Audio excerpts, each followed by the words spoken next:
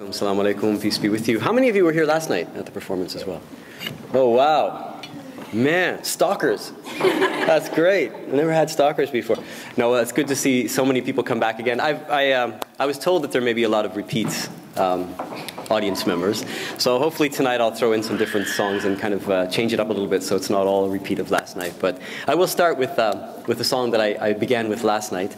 You know, when I began writing songs, I was only about 17 years old. And in those days, I was trying to find out a little bit about myself and where I came from.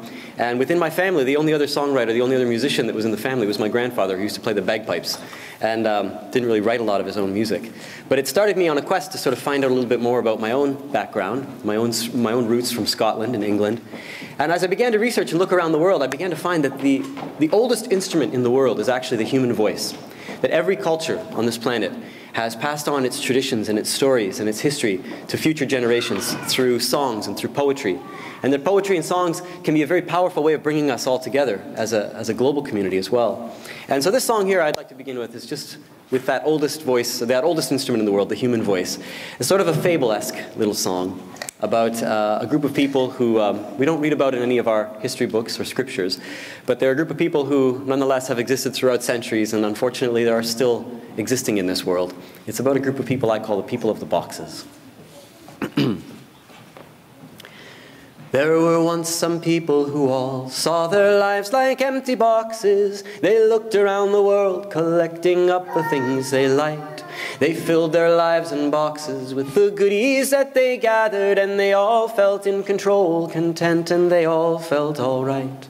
They climbed inside their boxes. They settled with their trinkets. They neither looked nor learned much more and closed their lids up tight. Once they fastened up their boxes, they smiled there inside, and they all thought in their darkness that the world was clear and bright. But the world is not a box.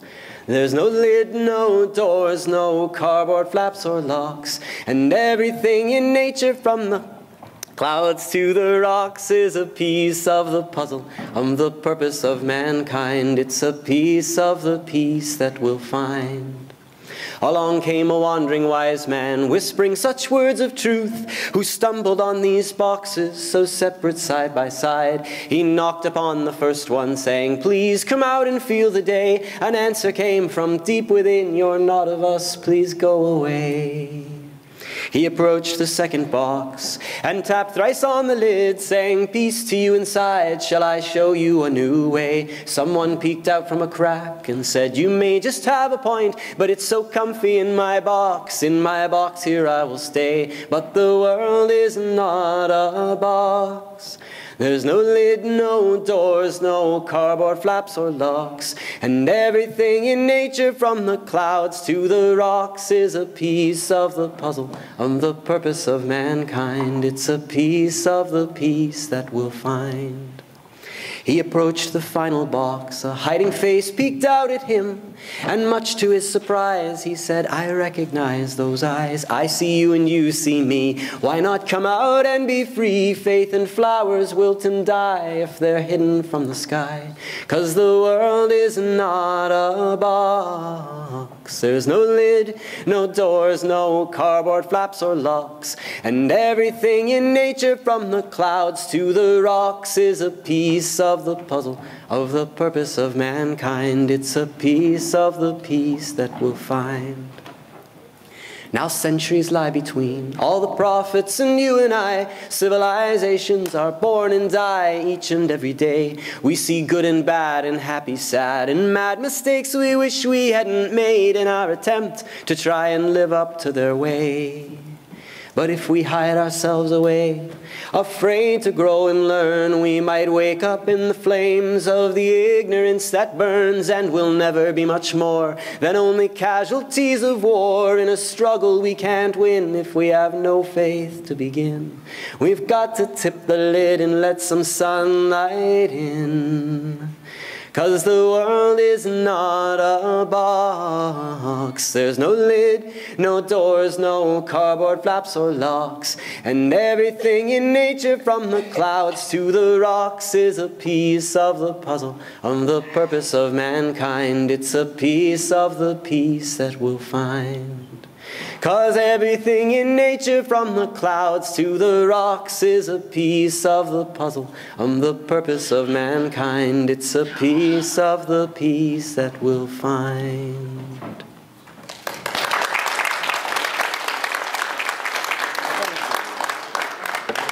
Thank you very much.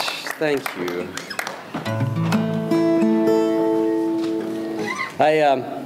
I've been traveling around actually on tour for the last 6 weeks, sharing this new book with families and schools, a lot of community performances like this, and a lot of school performances as well. I'll tell you a bit more about the book as the night goes on, and maybe play a few songs from the collection. But in a nutshell, it's an exciting project for me to have been involved with, because it's to the knowledge of myself and the publisher who's helped me with it.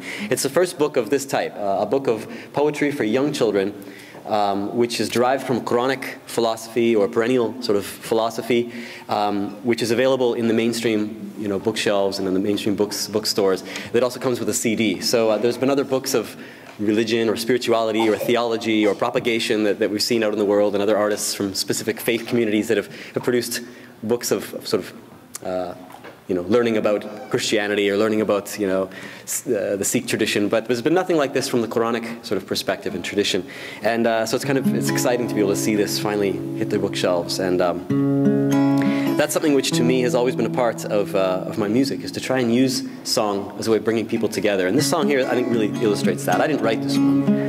It's kind of a traditional melody. I don't know how far back it goes, maybe a couple thousand years. An old Hebrew melody, actually. And the reason I love to do this song is because wherever I travel, there's greetings that we all hear, right? We greet each other with different languages of hello and hi and everything else. But the only two cultures that I've ever found that really greet each other with a greeting of peace are the Hebrew culture and the Arab culture. The Arab culture deriving Assalamu alaikum from the Arabic in the Quran, the greeting of peace, and our Hebrew friends who greet each other with Shalom. And this song here is actually that old Hebrew melody. And the song is the greeting of Shalom. So those of you who were here yesterday, especially my younger friends, you can sing along, right?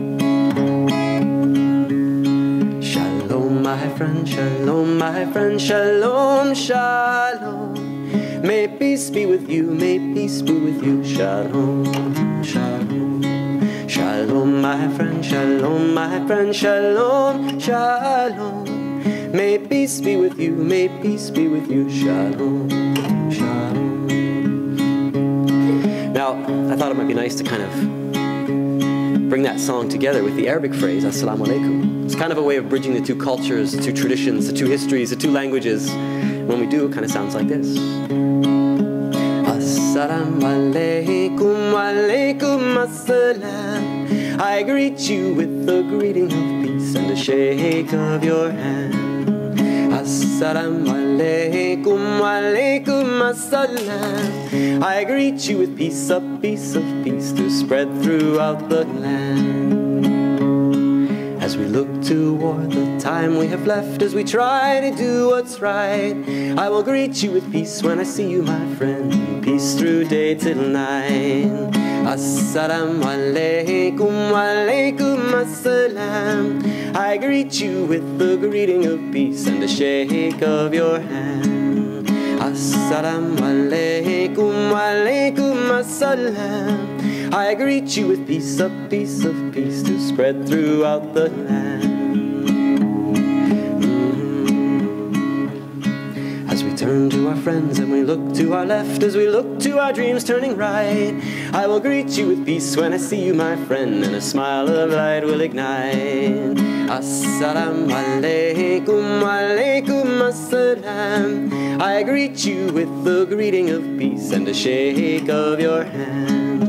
Assalamu alaikum, alaikum assalam. I greet you with peace, a piece of peace to spread throughout the land. Shalom, my friend, Shalom, my friend, Shalom, Shalom. May peace be with you, may peace be with you, Shalom, Shalom. Shalom, my friend, Shalom, my friend, Shalom, Shalom.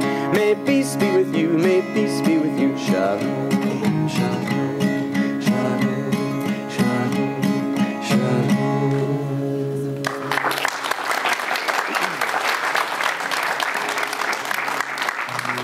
Thank you. You have to, I'll ask you for your patience tonight. I'm just kind of in the process of just getting over a cold. And every once in a while I kind of crack a little bit and sound like Jiminy Cricket, so hopefully none of you anything against Jiminy Cricket. But this is a...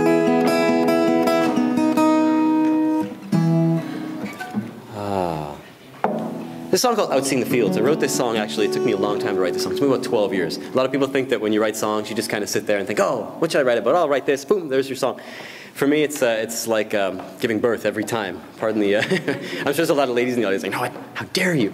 But it is a painful experience sometimes. I think for any of us to try to purge those emotions and thoughts that we've got inside of us. Maybe childbirth is maybe not the best comparison, but the best one I could make as a guy.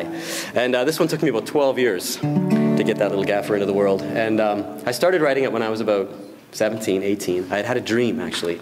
Anybody ever dream that they're flying, like Superman, like without an airplane? Anybody? I'm actually surprised by the few number of people who actually have that dream. I'm expecting that everybody dreams that, but there's only about, yeah, it's cool. And it's such an amazing sensation. So I had this dream that I was flying. And in the dream, what happened is I was over my neighborhood and I landed. And all the people kind of gathered around and they were saying, wow, how did you do that? That's amazing. And I was saying to them, you know, what's the big deal? It's not a big deal. You just have to stop trying so hard and just relax, kind of like swimming, right? The harder you fight, the more you sink. So then I woke up from this dream and thought, wow, I wonder if there's something in that. You know, the more we fight in life for some sense of peace or truth, the harder the more we sink, it seems, the more we get trapped under dogma and people's opinions and ideas. Many years passed and I left the song in a box. And then I had a strange experience in a place of worship where I had just come off the road and had an amazing experience meeting a lot of wonderful people who were really drawn to discussions of theology and spirituality after being at the concert, you know. And we'd be backstage talking about some really wonderful things, and a lot of people who really felt connected because of the music. And when I got back home, I went to this little mosque. It was in my town where I was living at the time. I won't say where it was. But it was a small town. And I remember sitting down, and the gentleman who was going to give the khutbah that day stood up on the mimbar and he said, now, today I'm not out to offend anyone in particular, but I want to talk about the evils of music and how haram and unlawful it is and how it's leading people astray and yada, yada, yada. And I sat there and I thought of this. I was listening to this man's words and I thought of these young people that I had been meeting on the road and how desperate they were for some sort of sense of belonging and spirituality, and how the music had been that opening to those discussions and to that sense of belonging. And it was the first time I ever just sort of stood up and walked out, picked up my shoes and said, you know what, if this is where I'm supposed to be for spiritual enlivenment, then I'm in the wrong place. And I remember going for a hike that day. And this song ended up kind of coming together a little bit about how we need to get back to a true understanding of why we belong to a faith community, which is to lead us to a sense of unity and a sense of understanding and hopefully a sense of humility before that creator that we're trying so desperately to understand as a human race. And I call the song Out Seeing the Fields.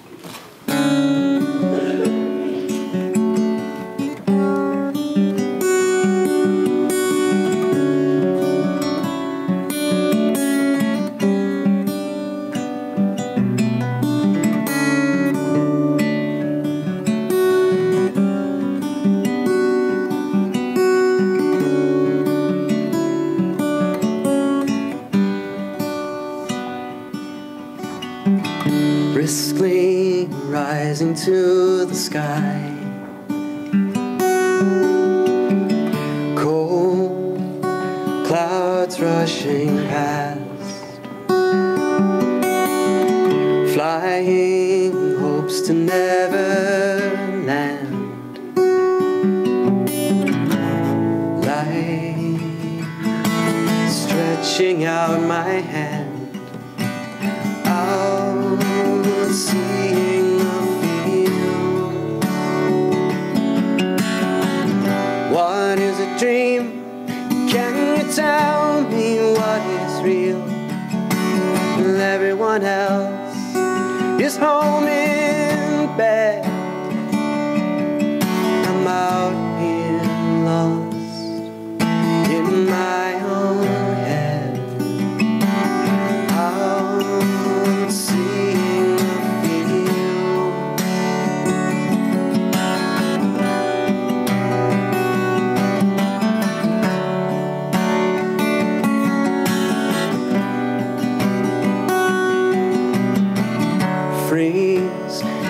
lost along the bridge.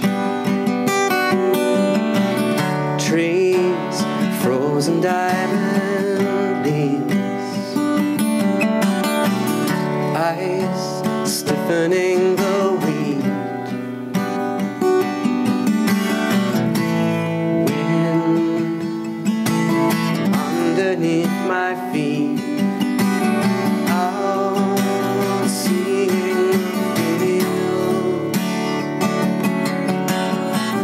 What is a dream? Can you tell me what is real? Well, everyone else is home in bed. I'm out here lost in my own head. Out seeing the field.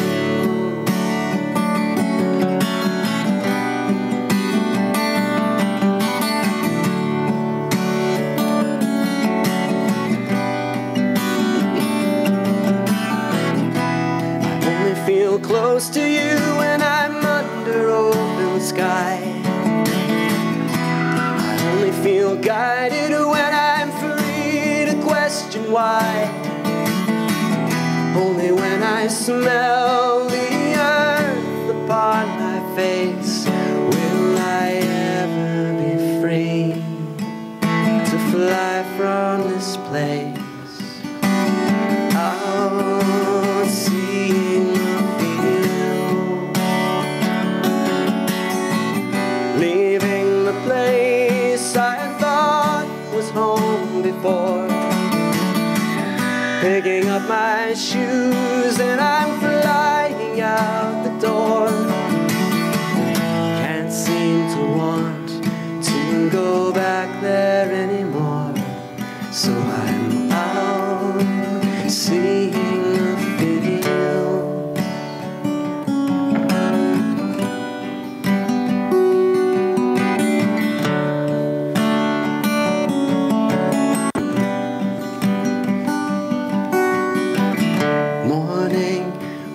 Against the ledge,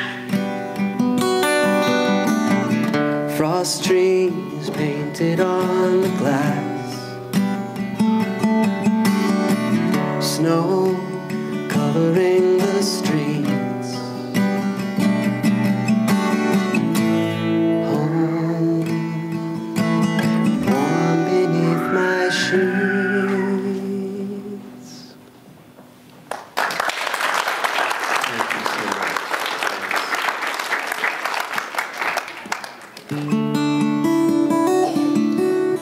Yeah, nature. I think nature. It's Johnny Denver. I grew up on a list. My parents were big Johnny Denver fans. Anybody here grew up on Johnny Denver? A few of you? Yeah, they're like shy. Yeah, me a little. Don't worry, you can like Johnny Denver. Yeah, and I remember he has a beautiful song where he says, you know, the children and the flowers are my sisters and my brothers. And I always thought that was such a beautiful line. And I know before he passed away, he had been quoted as saying that was one of the favorite songs that he'd ever written, was the song that had that line. And I've often felt that being in nature and being around children are two of the best ways to make us thankful in life and to make us humble in life. And I'm away from my kids a lot. In fact, just yesterday I was coming through Phoenix, from New Jersey through Phoenix here to Portland, and called my daughter really quick. She's 4, Miriam, and she was saying to me, "Where are you now?" I said, "I'm in an airport. I'm walking around." "Are you coming home?" I said, No, I'll be home on Monday." And I said, "I miss you so much. I miss you." And she said, "Don't worry, Abi." She calls me Abi. "Just don't worry, Abi. Just look in your locket," because she knows I keep this locket.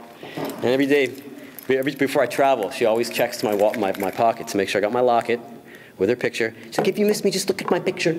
So the kids are a wonderful reminder to us of that fitra. That fitra in Arabic is like the natural inclination that we have towards this creator. You know, you call it God, Yahweh, the Tao, whatever it is, that oneness that we're all seeking. Kids can be a wonderful way of bringing us that connection. And this is a song kind of about that. It's called Every Day. And every day I want you here beside me, 'cause it seems like I may never find my way into your world. Every day, every day.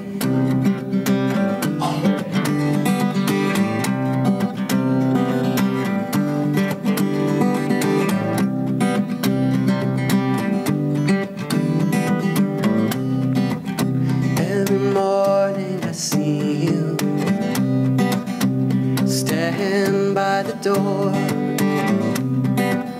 Every morning you need my time. Every day you want more. And I will give you my life. Oh, every day I'll give you my life.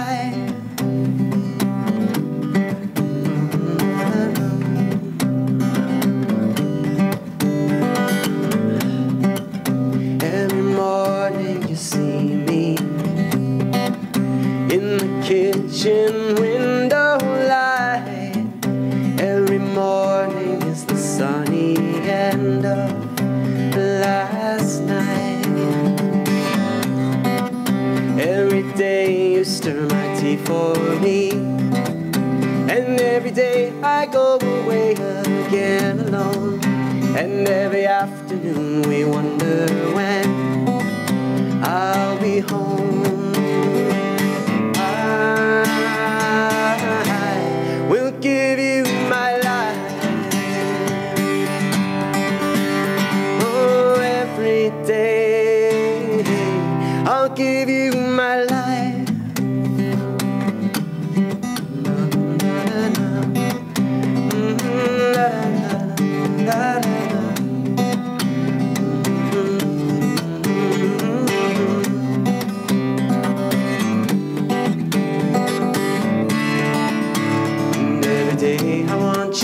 Beside me, 'cause it seems like I may never find my way into your world every day, every day, every day, every day.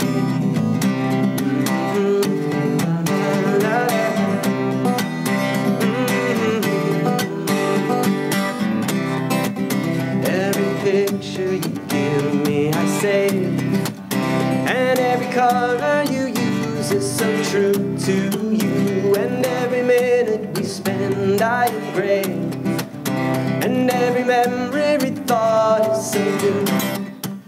There is trust that we must recognize.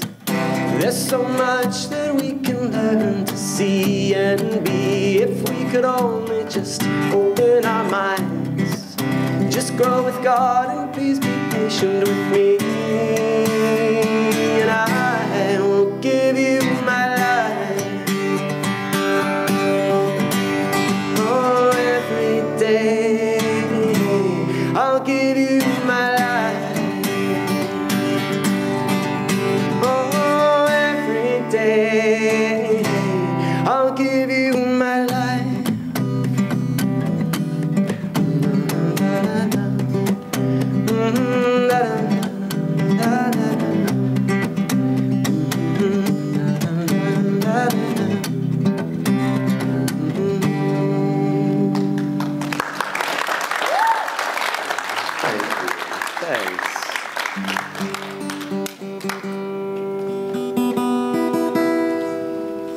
I had some volunteers come up and help me yesterday, and I think they're here tonight. You guys want to come up and help me again? You want to come up and help me out again with this one? Yeah? Come on up. I need like 3 of you, though. Did you help out yesterday at all? No? You can come down. Were you here yesterday, though, for the show? Oh, yes, you kind of know what it is. Come on down. One more person. How about a young lady? No? We need a young lady up here, too. We got to have a young lady. No young ladies? Come on. Yeah, come on down. It's really simple. I'm not going to make you, like, clean my hotel room or shine my shoes or anything. All right, cool.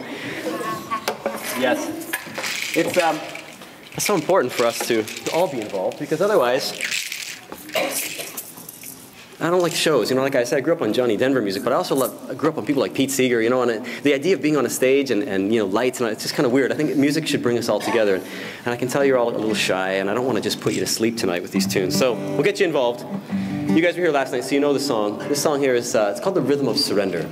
And it's all about the rhythm in this world around. I mentioned the oldest instrument in the world being the human voice, right? That carrier of the message and these stories that I share with you. The second oldest instrument in the world is, of course, rhythm, percussion. And if we look around the world, We can see that not only does every culture have its traditional forms of percussion, the rudimentary form of all music, that rhythm, but everything in nature around us has rhythm in it as well. From the way that the solar system operates, to the spinning of the earth, the changing of seasons, the alternation of night into day, right down to the sounds that we hear around us, the wind blowing through the trees, the waves on the beach, and even into our own heartbeat. That heartbeat that every one of us has, the eyelids blinking, the blood in our veins, there's rhythm around us. And it's really amazing to note that a baby in the womb, a child in the womb, the heartbeat of a healthy baby in the womb. Anybody know what the average heartbeat rate is for a healthy child in the womb? Think back to those days of, this is like the evening of childbirth. Everything's going back to childbirth. Must be my estrogen levels must be high tonight. Nobody knows? Think back when you had your children and you'd visit the doctor and they would just check you out and they would do the ultrasound. About 120.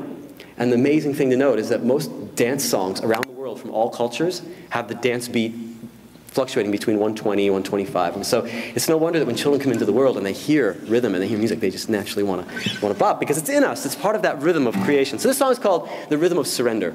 And you guys did it with me last night. One of you did it. So when you hear the beat on the rhythm, just pick it up. Just go with it. Don't be shy. There's no right or wrong way to do it. And you can help us out too if you're feeling a little adventurous tonight. It goes like this.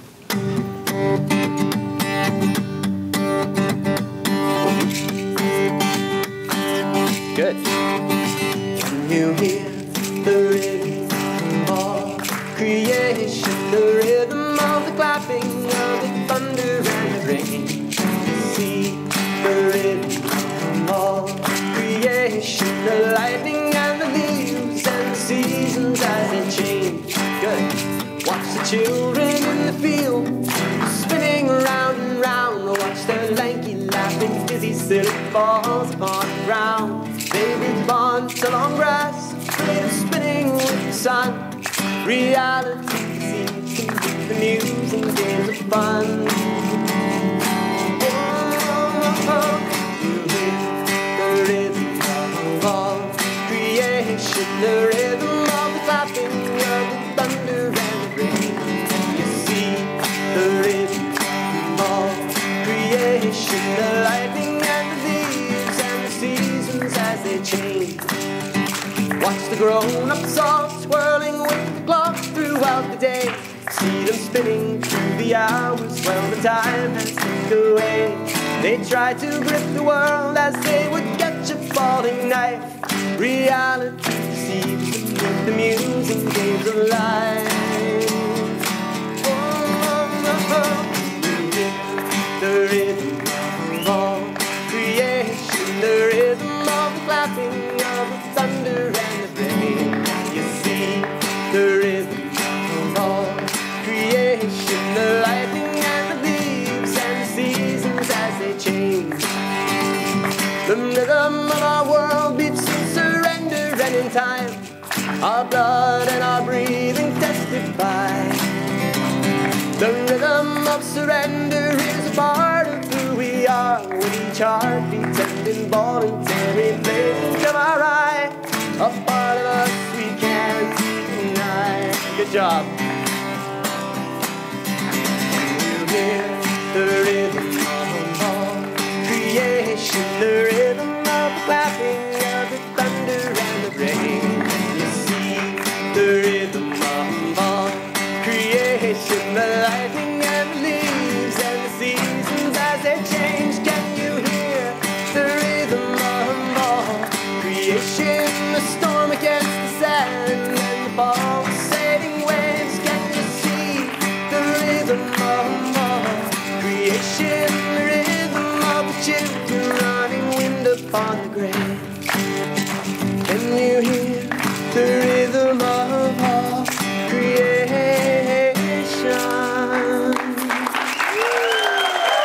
Good job, guys. Thank you so much. You can set me some sound. Thank you. You guys Egyptian by any chance? Yeah. Palestinian, Lebanese, and Yemeni. That's why they had that counter rhythm going, man. That's just what happens. That's great. Thanks a lot for. I tell you, I got rhythm like a broken grandfather's clock up here. So, if we did falter in our rhythm, it was my fault. Yeah. But it's amazing to see young people like this, you know, that come up and they're willing to try something new like that. It happens all the time when I'm at schools and I ask for volunteers and I get like, all the kids, oh, me, me, me. And they don't have a clue what I want them to do, but they're all ready to do it. And I'll say, do you know the song? No. Have you ever met me before? No. You still want to do it? Yeah. And that's great, you know, when we can foster that in our youth, and especially in young ladies. You know, this world is a strange place. You know, we've got over half the population of this planet are women. And unfortunately, women still tend to be one of the most oppressed communities on this planet. And this song here was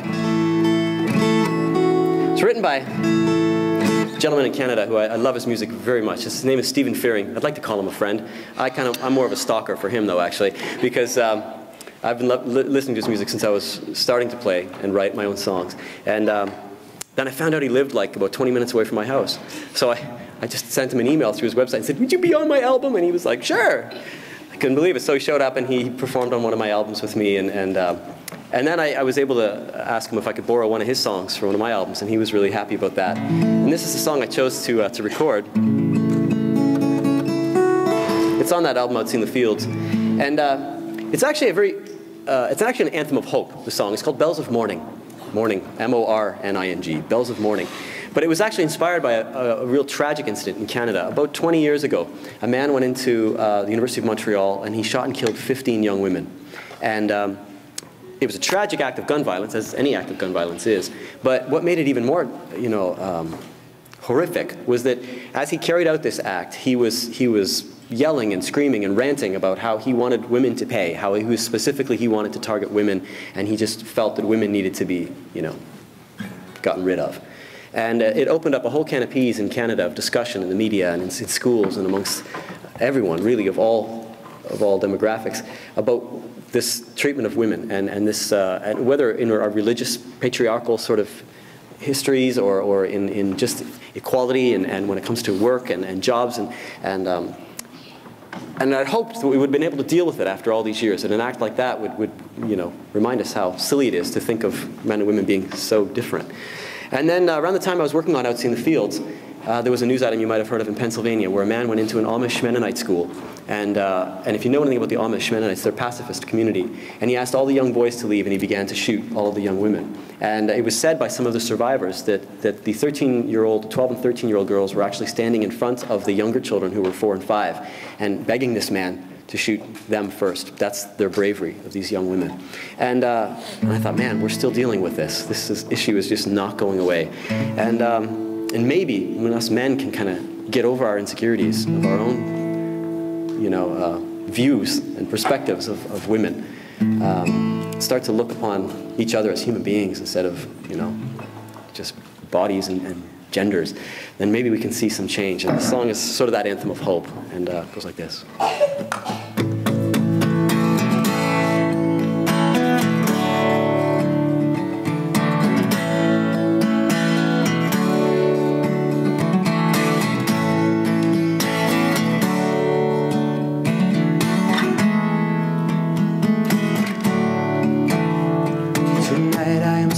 My head is filled with pouring rain as the darkness falls on Montreal.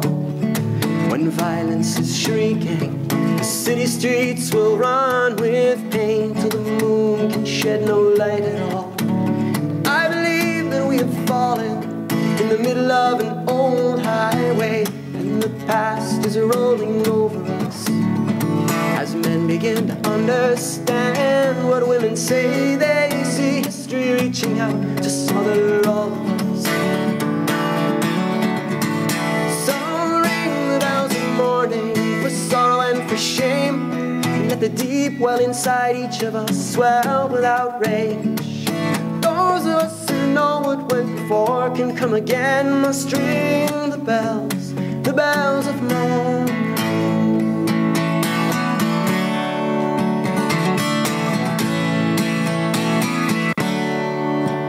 I met a man once, he held himself tighter than a fist. He was hard and fast in his inflexibility. He was threatened by the future, a product of the past. He was terrified by his own femininity. We must ring the bells of mourning something to gain. May those of us who comprehend commit our lives to change. Though you swear that you can't let yourself be vulnerable again, ring the bells of morning. 'Cause if we can't face ourselves, we would never understand. We must learn to make a cradle with these stubborn hands. We will hear the echoes from this shattered land if we ring the bells of morning.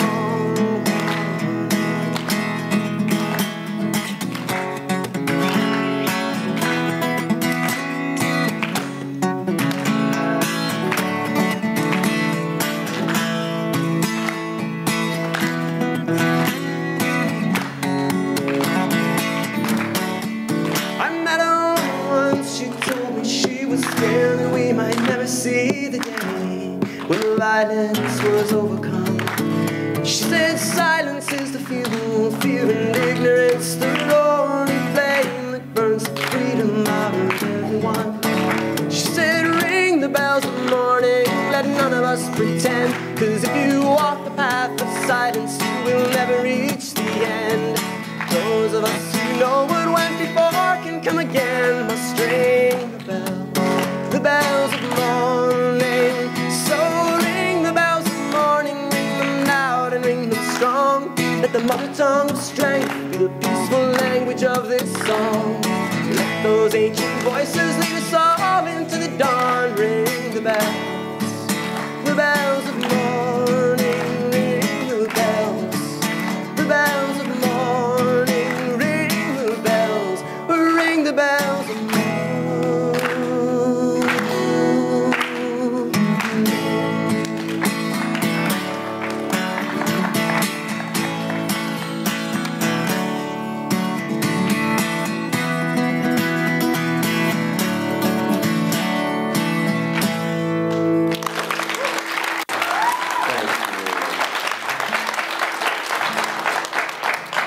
Thank you so much. Everybody's doing okay so far? I don't want to. Yeah, we will take a little break in a little bit. What time do we start, actually? Anybody a clock watcher? About 7? Oh, good.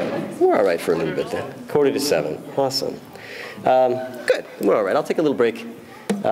Take a little break in about 10, 15 minutes. And it's kind of an abstract little tune. A little bit just about honesty, I think, about being ourselves, and especially when we're meeting new people. And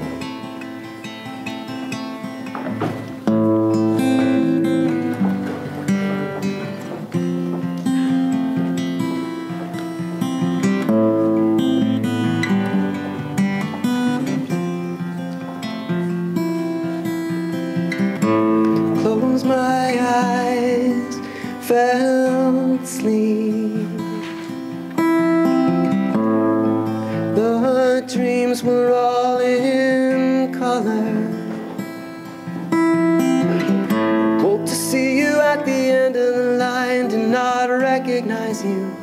Immediately the dreams we see in reality aren't always what they seem to be. The air is clearing as rain washes down. I know Allah is hearing. I feel the angels all around, and we're whisked away with the minutes, and we're ticking away with the day. Away with the day.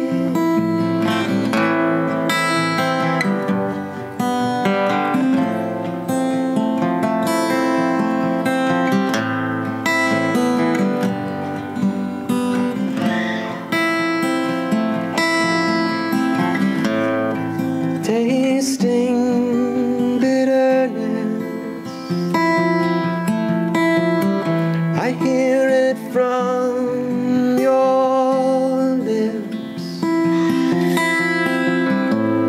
Lower my gaze from the fear in your eyes.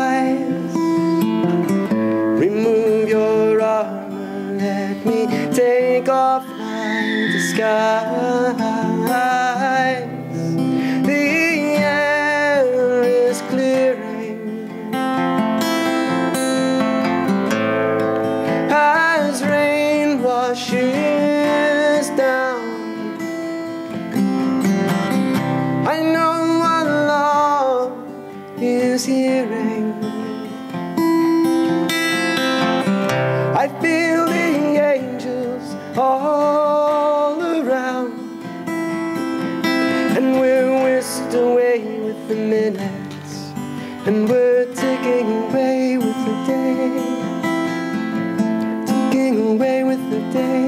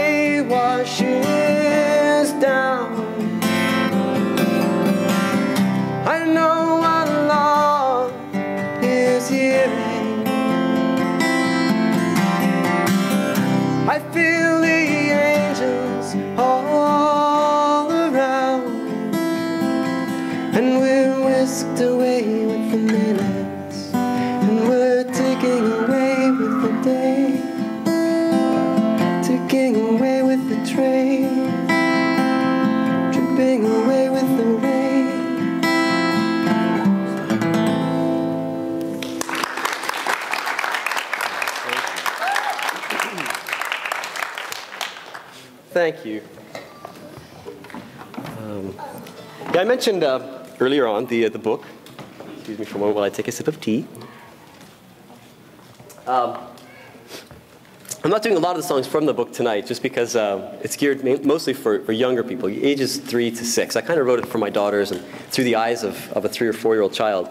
But after years and years of doing CDs and albums, and some of them being aimed for children and some more for families, myself getting older, I thought, you know, it's time to kind of put my work into something which might be a little more lasting than CDs that kind of end up under the seat of the car or as coasters in the living room.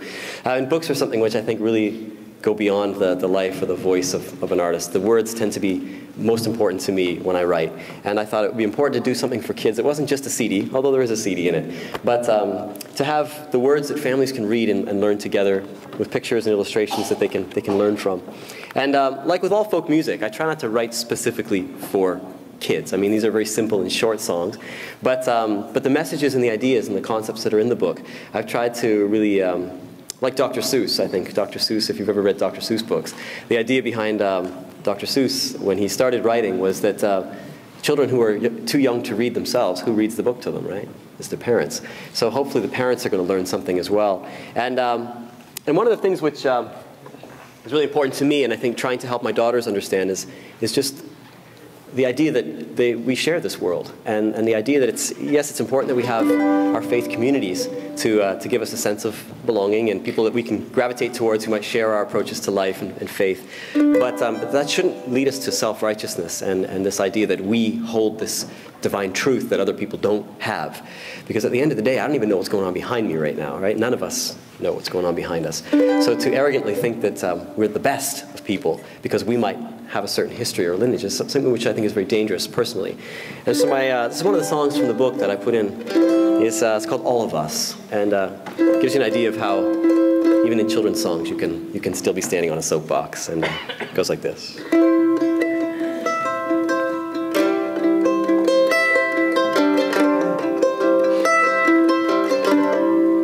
All of us riding the same bus, shop at the same malls and stores. All of us debate and discuss, decide and divide what is mine and what's yours. But when it rains on all our houses. We all get cold when it snows. When a storm rolls in, huddled up against our windows, we all feel the fear when a strong wind blows. 'Cause on this earth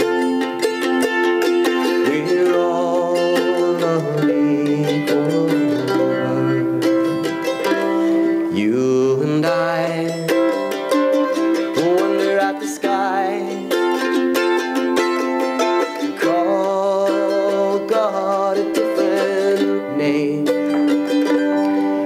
as we try, learn and long to fly. You and I are so differently the same. We squint our eyes when the sun shines on the water. Swim away, a river flows. And as we all get older, pricked by thorns to smell life's rose, we all feel sad when someone we love goes, 'cause on this earth we're all unequal as we try, learn and long to fly. Well, on this earth we're all unequal.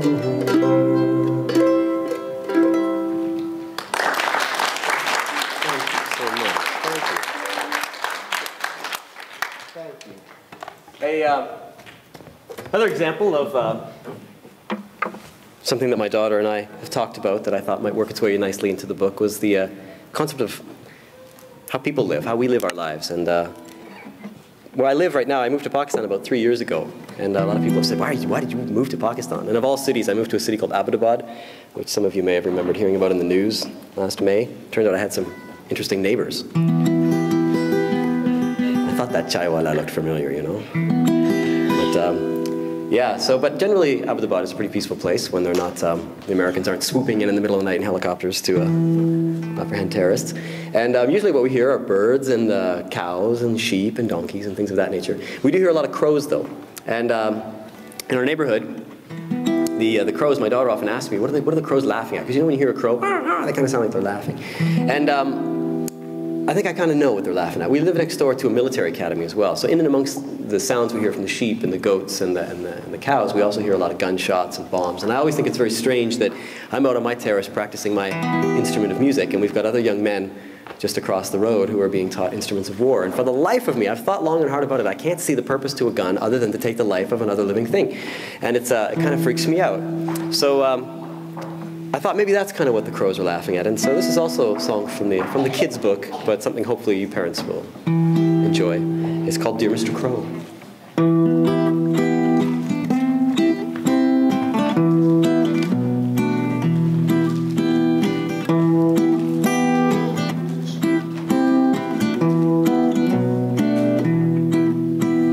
Dear Mr. Crow, what makes you laugh way up there in that tree? With your caw, caw, caw, crackled ha, ha, ha, what is it that you see? Dear little child, people caw, caw, I watch so far below, thinking they're more free than a bird like me, flying each place I go.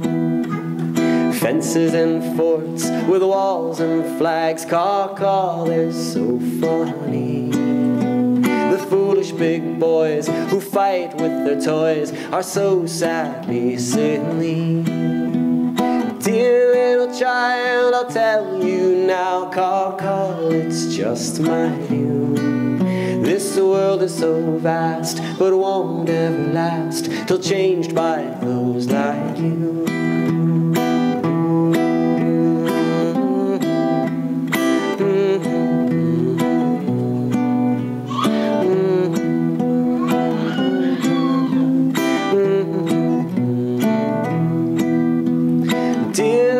Child, I'll tell you now, caw, caw, it's just my view. This world is so vast, but won't ever last till changed by those like you. This world is so vast, but won't ever last till changed by those like you.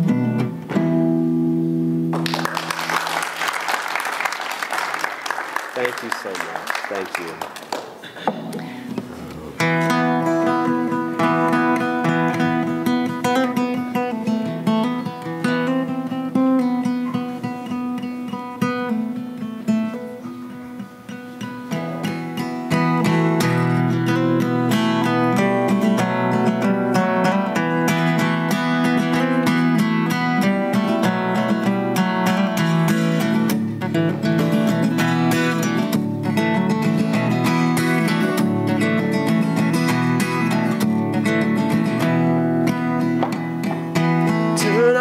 faces to our Mecca of the market before dawn. Our prophet speaks to us, counted once the sun is gone. What we want to gain, work our hands and spirits raw. La ilaha illallah, Muhammadur Rasulullah. Teachers and pop icons, empty drums beat loudest noise. We swap their quotes and CDs like children trading toys. Follow along, bite the barbed hook deep in our jaw. La ilaha illallah, Muhammadur Rasulullah.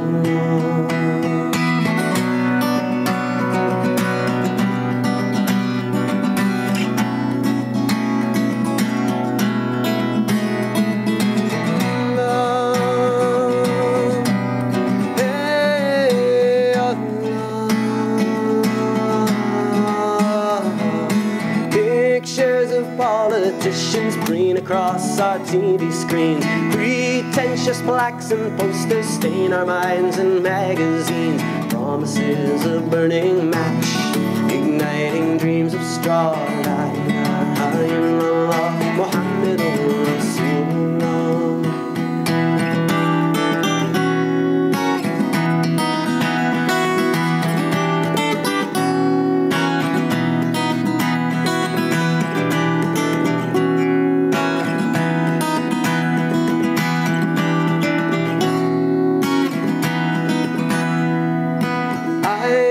Reflections of my face every place I go, in my mirror and in shop windows, like the lead in my own show. Do I dare look closely, see each wrinkle, scar and flaw? La ilaha illallah, Muhammadur Rasulullah.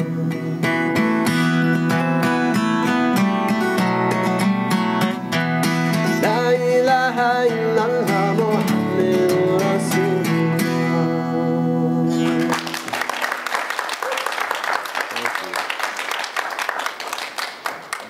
Thank you so much. I will, I told this story last night as well, the story of my sister-in-law and I. My sister-in-law lives in England, and had the chance to spend a day with her and my brother-in-law a couple of years ago. We were in London, in one of the biggest train stations in London, if anybody's familiar with London.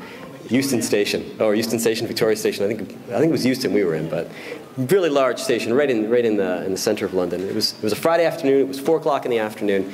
You can imagine, one of the biggest cities in the world, one of the biggest train stations in the world, one of the busiest times of the day, and tens of thousands of people around us everywhere. We could only count 4 people smiling during the course of a 30-minute time span. We kind of challenged each other. Let's take 30 minutes and see how many people we can see smiling. We found 4, and oh man, how sad that is. Now, of course, that's not the case in Portland, where the second I stepped off the plane, everybody was holding doors open for me and smiling, so we've got it pretty nice here. But definitely, it's really sad to see how our lives are so taken up sometimes that it's harder for us to smile than it is for us to frown.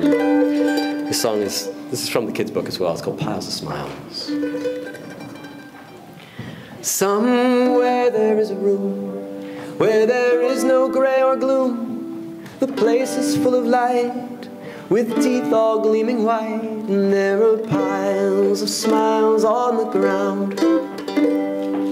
Someone misplaced the key, causing global tragedy. Somehow the door, it seems, hinged closed on people's dreams and hid piles of smiles yet to be found. Someday we'll realize, perhaps much to our surprise, the keys to free a smile have been with us all the while. Look for good and spread that good around. Oh, all the smiles we set free will get stuck on you and me. Be gifts of charity to share so easily. Oh, all the piles of smiles will astound.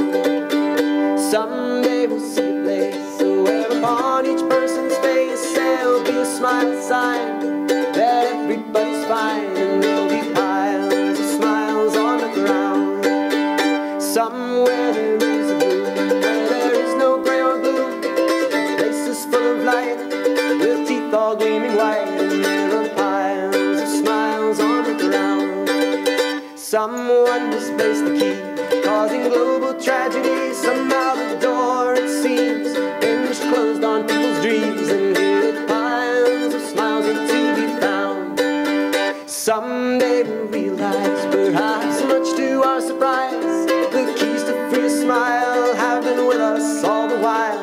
for good and spread that good round. Oh, all the smiles we set free will get stuck on you and me.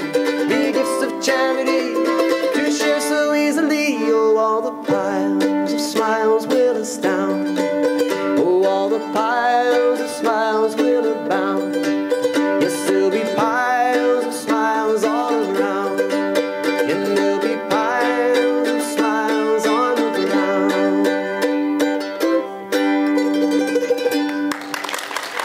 Thank you so much. We'd like to take a break for a little bit, maybe 10 minutes or so if you want to just stretch your legs, grab a cookie, grab a cup of tea, and come back, and then finish off with just a couple more songs after the break. Thank you so much. Salaam alaikum. Welcome back. I found myself apologizing to anybody I spoke with during the break because I feel like I'm walking through molasses up here tonight. I had a great rest this afternoon and a great nap last night, but I'm still feeling so if I am putting you to sleep, just throw something at me. Chuck a bottle at me, whatever, a cup, lipstick, whatever you got in your purse, just throw it at me.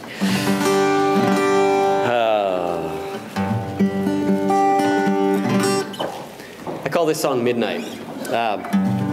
Because I don't know if any of you have ever been involved in those circumstances when there's somebody you really love, and maybe it's a spouse or a friend or a partner or whoever, children, and you love each other, but for some reason you might hit a discussion that you just can't seem to connect on.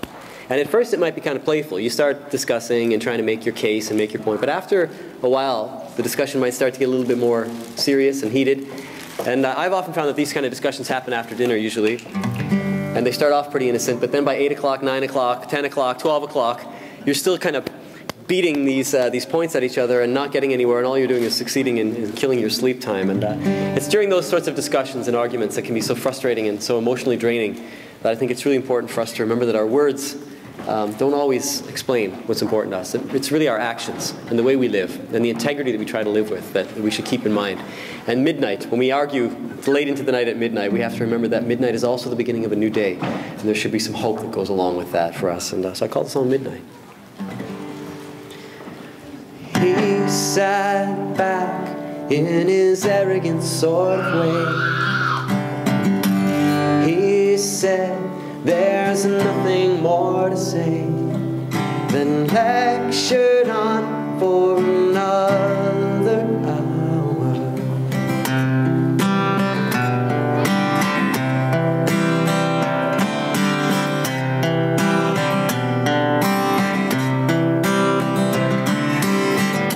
She said everything was fine.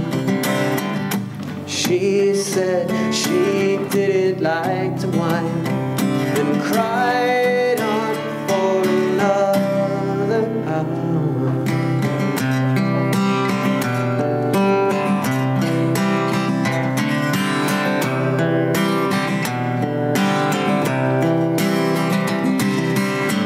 They sat there screaming though the room was silent.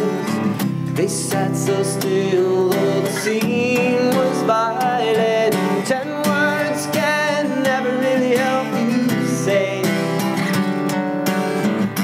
what you want them to anyway. And words can never really help you see what you really want to be.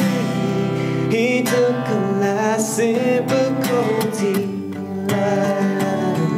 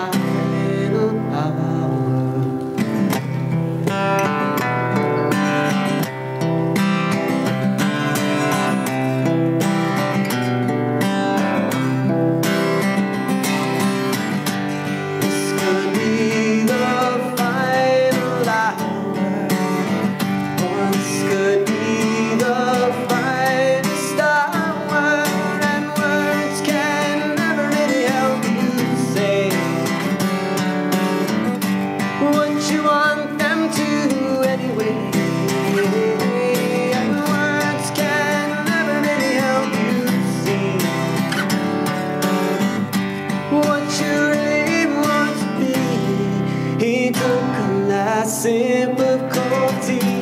La, la, la,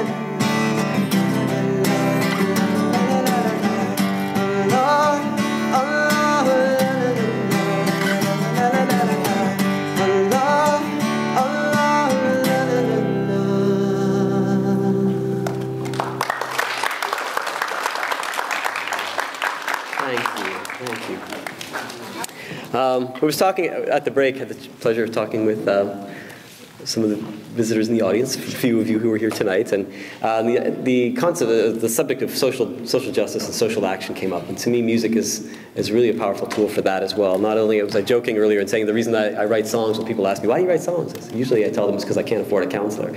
But it's also a great way of trying to change the fabric of our world. You know, and if we look at any type of music that we can see, whether it's classical music, whether it's hip-hop, whether it's folk music, punk, anything, rock and roll, a lot of it was all started by young people who were trying to express themselves and in many ways trying to change or challenge the society in which they live. And we look at classical music now, and we might think of, you know, people like Mozart as, you know, maybe our grandparents might listen to that, or it's so formal. It's turned into that. There's a sort of a culture around classical music which has become very prim and proper and dignified.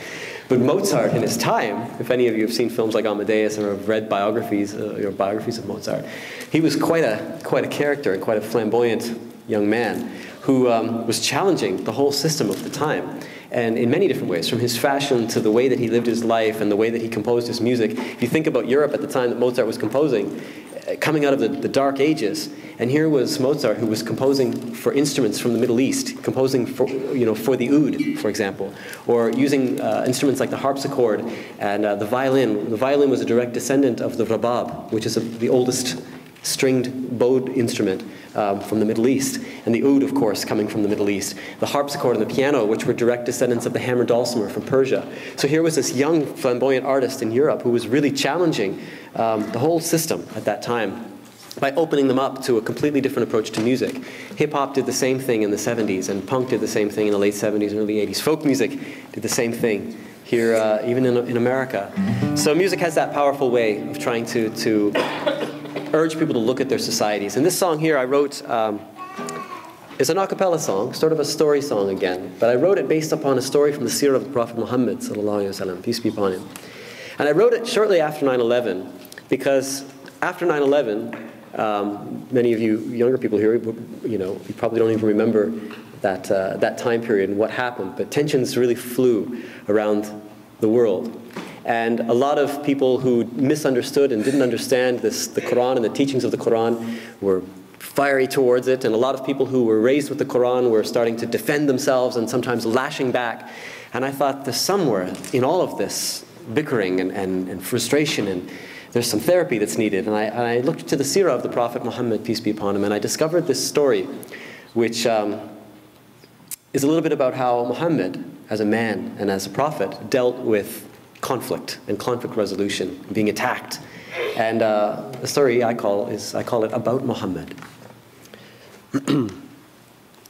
It would be such a pleasure to have you come along with me. I accept your gracious offer of kindness and company.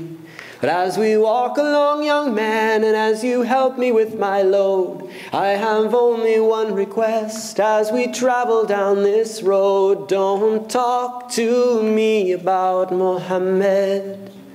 Because of him there is no peace and I have trouble in my mind. So don't talk to me about Mohammed. And as we travel down this road, we will get along just fine. That man upsets me so, far much more than you could know. I hear of his name and reputation everywhere I go. Though his family and his clan once knew him as an honest man, he's dividing everyone with his claim that God is one. So don't talk to me about Mohammed.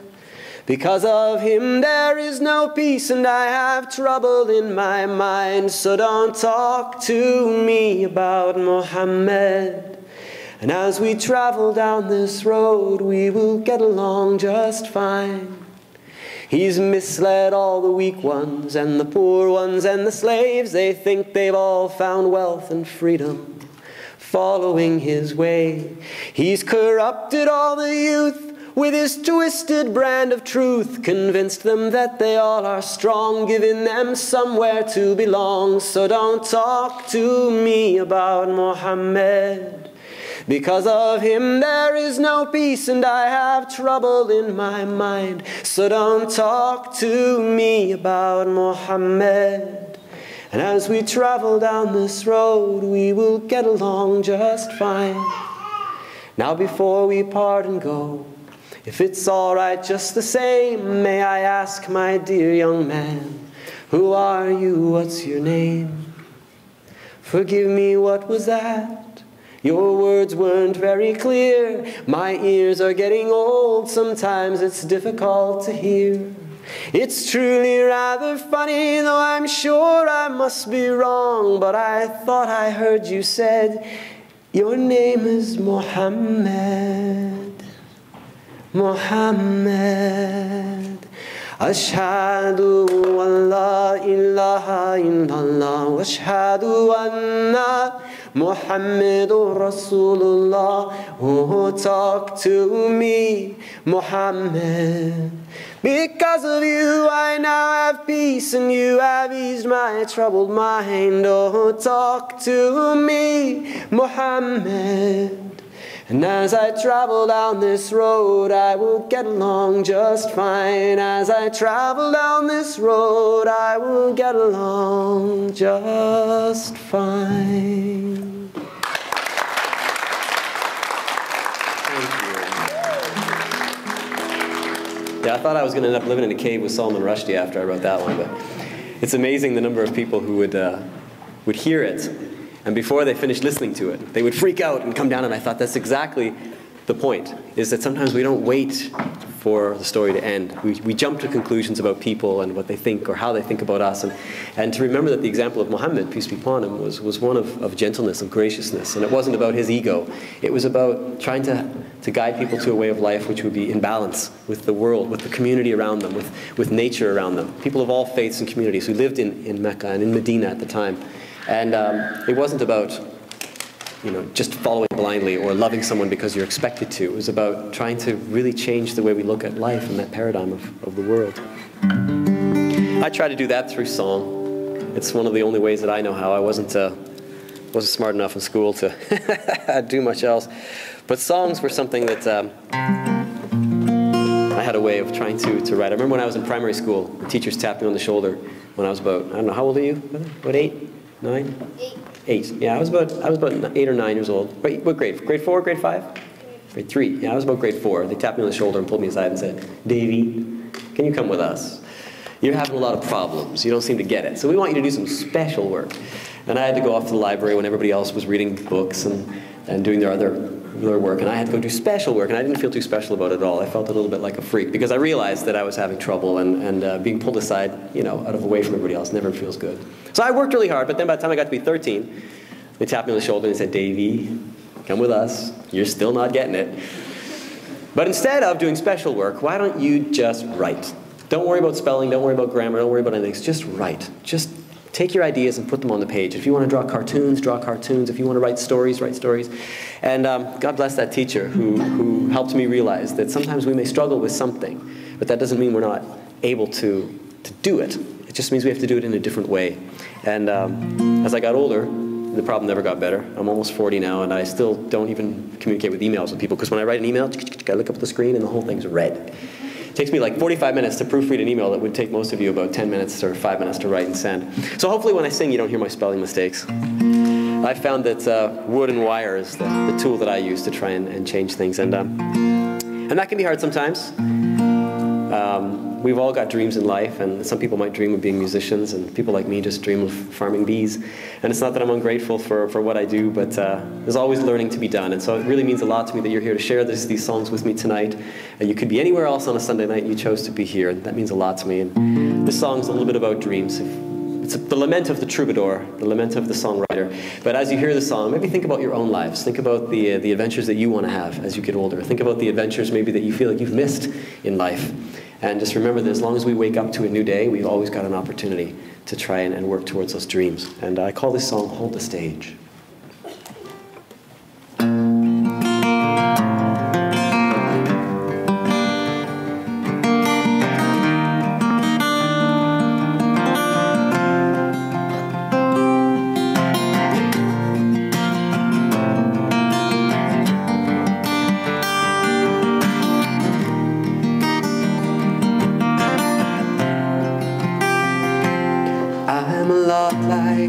Guitar case, fragile caution across my face, but the stickers go ignored, tossed up casually on board.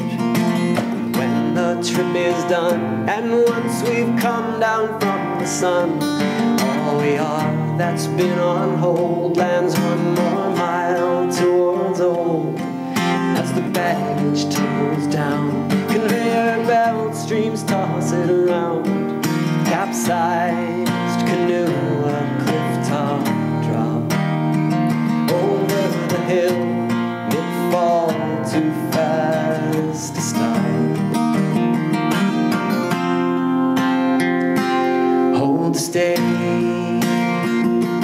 nail the note, building dreams with wood and wire. Who's a poet, who's a liar? Act my age, sink or float, somewhere between Eden and fire. The scale tips higher and higher. Hold the stage.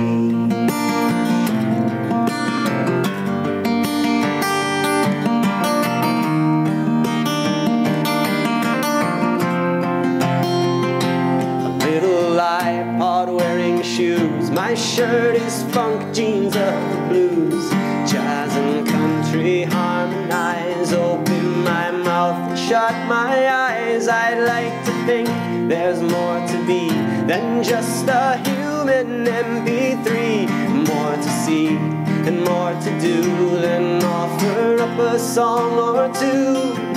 There's a hit I never wrote, a song stuck sharp deep in my throat. I could maybe breathe again if I could free it. Stop thinking what may be just be it. Hold the stage, nail the note, building dreams with wood and wire. Who's a poet, who's a liar? Sink or float, somewhere between Eden and fire. The scale tips higher and higher.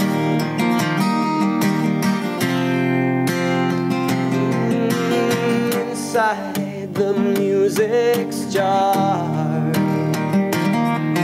the case so strong to last so long, gets scraped and scratched and gashed so fast before we know the song's gone past.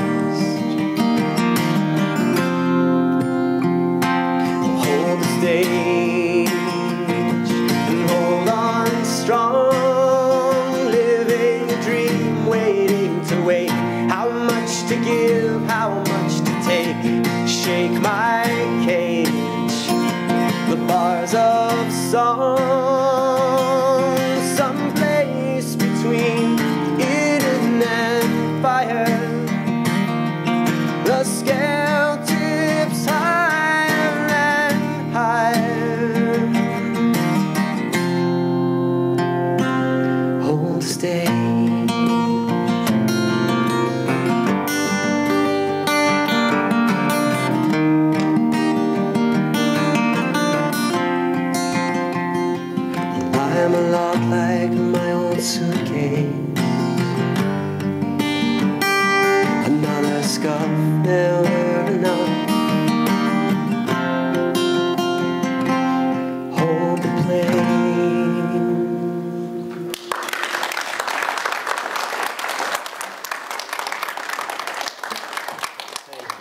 thanks a lot. I'll take your leave in a few minutes, and I'll finish off with just a couple more. And there was a couple requests I had from my brother who wants to, and I tried to plug through them at the break. But some of my older songs, I don't remember all the words, and so I'm embarrassed to say that I can't honor all the requests. But I will do this one here. I did this one as well last night. And if you want to sing along with it, you're more than welcome to. This is a song I wrote many years ago. One of the first recordings I did for the Muslim community, and it was actually inspired by a singer-songwriter from the late 60s named Laura Nero, who was a tremendous woman and a beautiful songwriter. And she had written a song which I'd heard it went like this. Come, young braves, come, young children, come to the book of love with me. Respect your brothers and your sisters, come to the book of love. I know it ain't easy, but we've got to look for a better day. Come, young braves, come, young children. La, la, la, la, la, la, la, la, la, la, la, la. Walking through the crowded streets of a market in Morocco, sitting on a smiling camel in the desert of Arabia, chasing round the bamboo trees of Bandung, Indonesia, gathering brightly colored leaves in a forest of Canada. Napping neath the date palm shade under blue skies of Tunisia, freeing kites into the night from a rooftop in Pakistan, tending to a flock of sheep down under in Australia, laying back to count the stars from somewhere in Afghanistan. Oh, sing, children of the world, come together and hear the call. Sing, children of the world, our youth will unite us all. Sing, children of the world, come together and hear the call. Sing, children of the world, the truth will unite us all. Subhanallah, walhamdulillah, wallahu akbar. Subhanallah, walhamdulillah, wallahu akbar. La la la la la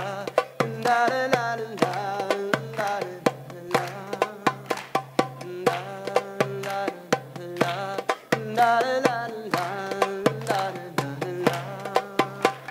Splashing through the pouring rain in a village of Guyana, nibbling cakes from picnic plates on a mountaintop in Switzerland, planting rows of beans and maize on a small farm in Uganda, laying back to count the stars on the golden Egyptian sand.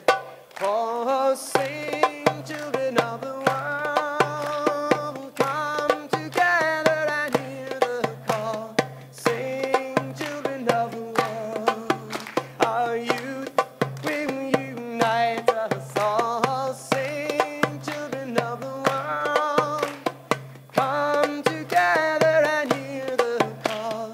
Sing, children of the world, the truth will unite us all. Subhanallah, walhamdulillah, wallahu akbar. Let me hear you. Subhanallah, wallahu akbar.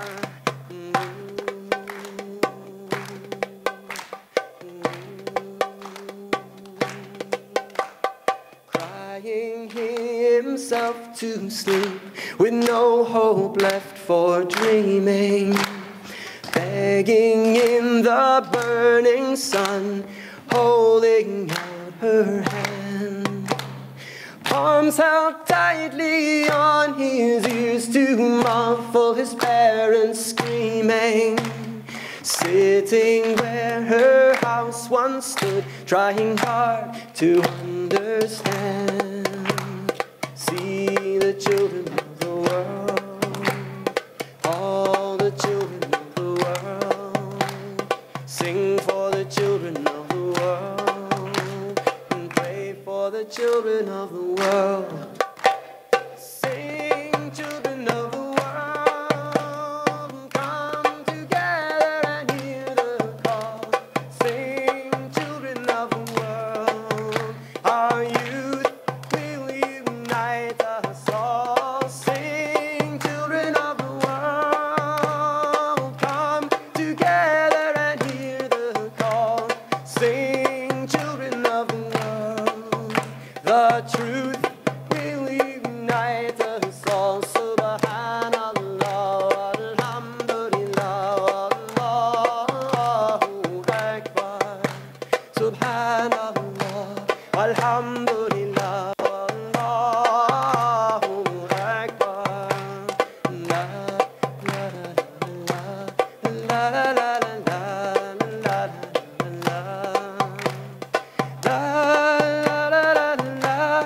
La la la la la la la la la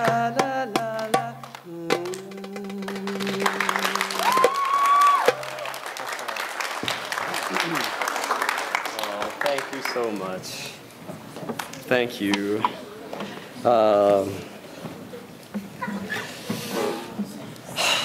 Thank you so much for being here again.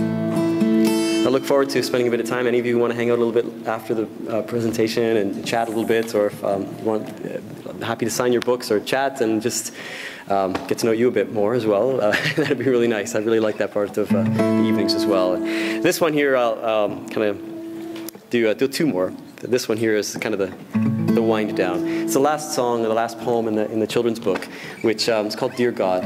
And it was kind of my effort to try and help my children understand this being, this creator of our universe. And like most parents and teachers, you think that you know it all and you're going to teach the children.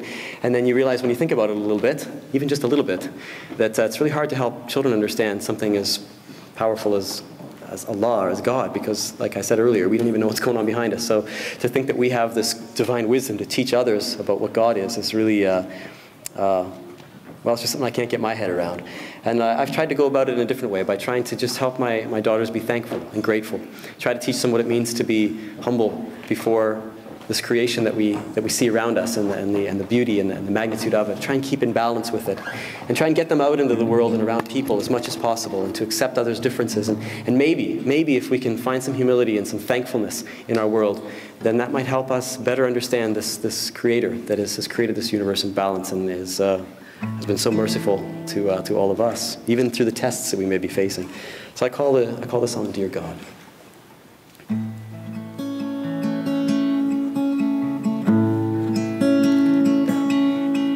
Dear God, I've heard your name from teachers, family, and friends. You made the universe, and so we'll live on when it ends. But everyone I know admits they've never seen your face. They're not sure where you live and have no map to the place. I thought perhaps a letter or a postcard could be mailed, but since I didn't have your address, that idea kind of failed. My mom told me that I could talk to you if I just prayed.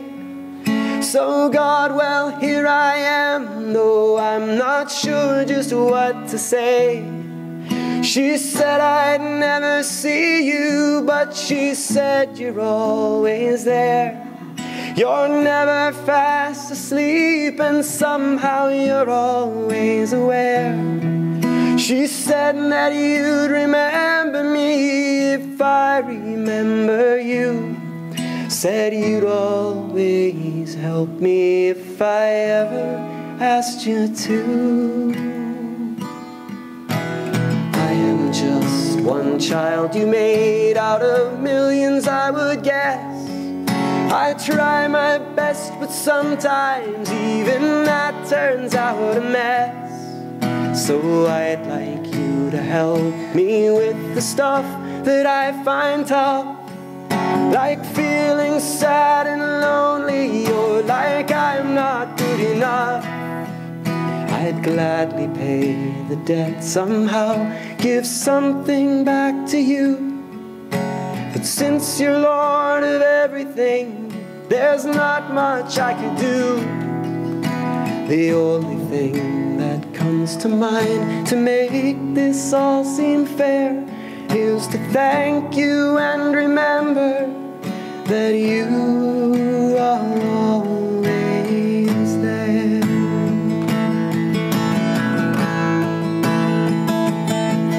Dear God, I've heard your name from teachers, family, and friends.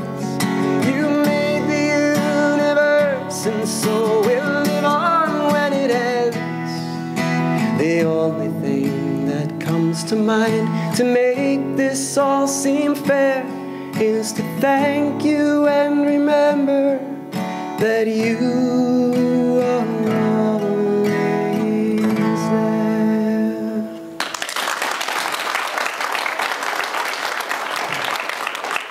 there. Thanks a lot. Thanks. I'll finish off with one last song by an American singer-songwriter named Steve Earle.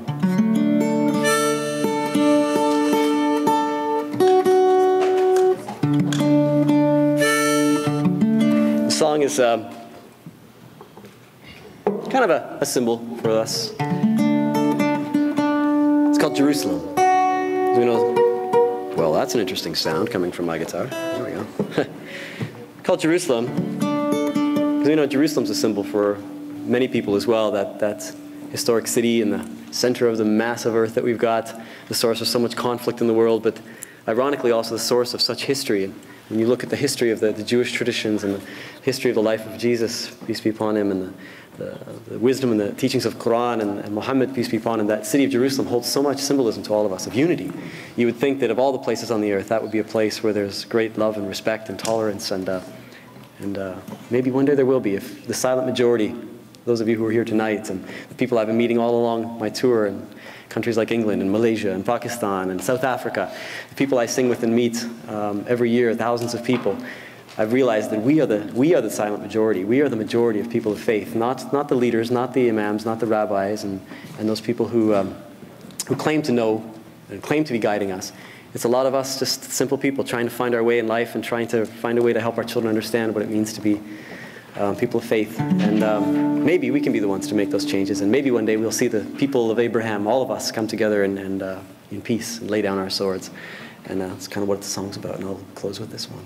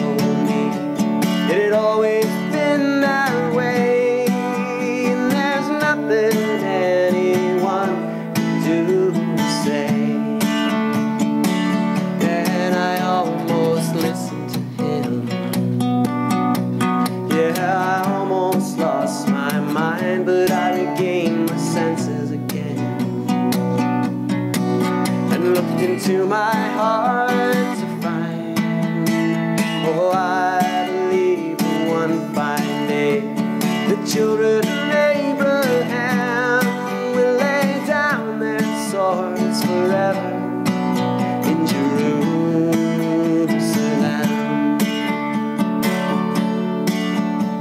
Or maybe I'm only dreaming, and maybe I'm just a fool, but I don't remember learning how to hate in Sunday school. Well, somewhere along the way I strayed, and I never went back again, but I still find some comfort now and then. And the guns start rumbling in, yeah, and I can't lay me down, and the drums start drumming again,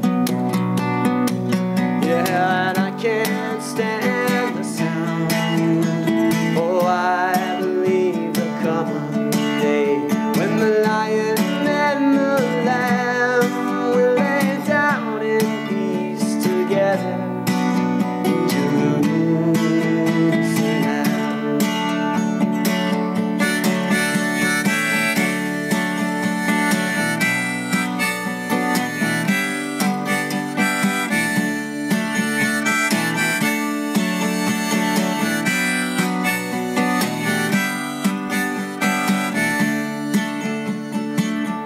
There'll be no barricades then. There'll be no wire and walls, and we can wash all the blood from our hands and all the hatred from our souls. I believe that on that day the children of Abraham will lay down in peace together in Jerusalem.